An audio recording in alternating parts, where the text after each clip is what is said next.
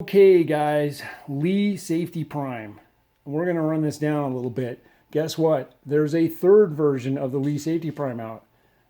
So if you've had a press that's shipped and you got a Lee Safety Prime system in the last few years, you probably have this one. You have one that's older, you have this one.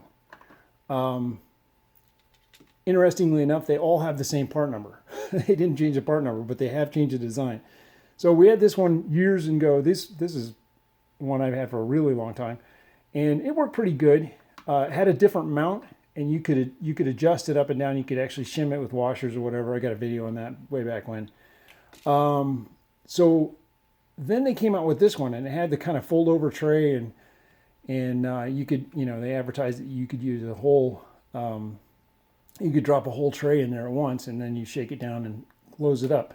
So I had to have the latest one, and this one wasn't great. It still spit some primers out, and I always hope that things get better. Well, this one is terrible. It was absolutely a disaster. It was way worse than the first one. And it was flimsy in here. It would come apart. I've had primers flip over in there. I suppose it could have even been a safety concern because I've actually installed primers crooked because they would go down the chute sideways because it was so sloppy in here. And then they would, you'd click it in, you'd let go, swing back, and they'd throw the primer out. They'd catch, and it was just a nightmare. It was a terrible design. So I'm looking online, or I got this Lee Value press, and I was trying to set up my intermediate one on it to see, just kind of give it a once over and look at the dimensions and see how it primed. And I noticed that my handle here was coming up and banging into it.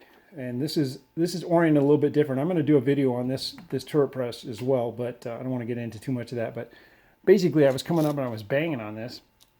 And I called them up and they were okay about it. I think I was boring them, but anyway, while I was talking to them and I was looking at my phone and I noticed that these two didn't look the same. The one they showed in the picture didn't look like the one I had, which wasn't that old. I just bought it within a year. You notice it's got these serrations up here.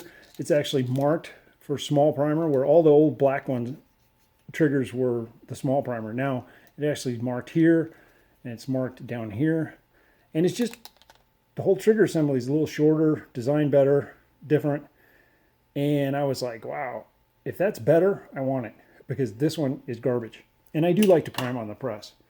I use the turret press quite a bit. And, one of the features of the turret press is if you can do all the functions on the turret press, it's a pretty handy tool. Once you start separating functions off, then the turret press makes a lot less sense, in my opinion. So anyway, back to this. Couple things to notice. This is the intermediate one's hanger. And if you look over here, let me get that moved over a little bit. This is the new hanger that came with this new one here. So I couldn't tell really if the dimensions were different, but I did notice that it's got a hook over here to hold it. And that was another issue I had is you bump it with your hand and it would just fall out. So you lose your whole safety prime dispenser on the ground and have to pick it up, and sometimes the primers will fall out of it. It is a disaster. It really was terrible. So anyway, this one's got a little hook on both sides, and man, it works great. I feel a little gun shy because of the last one, but this one, I didn't have any failures. I didn't have it throw any primers out. It dispenses the primers much, much better. One thing I noticed right away was I got in the habit of pushing down like this to dispense the primer and keep it, on the primer lever. Oops. Anyway, so this one, where your finger goes, rides kind of up at a 45-degree angle. So if you just push right there, it drops it right in. Now it doesn't have the clicky feel that I was used to getting. That part's kind of muted, but man, it drops the primer right in perfect every time. No spitting them out on the ground. I am super happy with that. So These were like $24, and for me it was super worth it. Even though I've been down the path with these guys. I don't know. They're pretty good about warranty. If somebody wanted to explore that, they'd probably, if you were dissatisfied with it, they might even take care of you. I don't know. But here's the other oddity. They're still using the same number. So if you go to get one of these, it is possible, if you don't get it directly from Lee, at least in the early stages, you may get the older version. You may end up with one of these because it's still, I don't think they recalled their stock. They're probably just going to pump them through. So if you want to get one of these, as of making this video, it's going to change as this video ages, but as of making this video, I would go directly to Lee, or I went to Cabela's. I could open the box and check and see what was in it. And that's how I got mine. So I'm making this video because I'm happy. Like I said, I like priming on the press, and I really hated the older version. It was frustrating.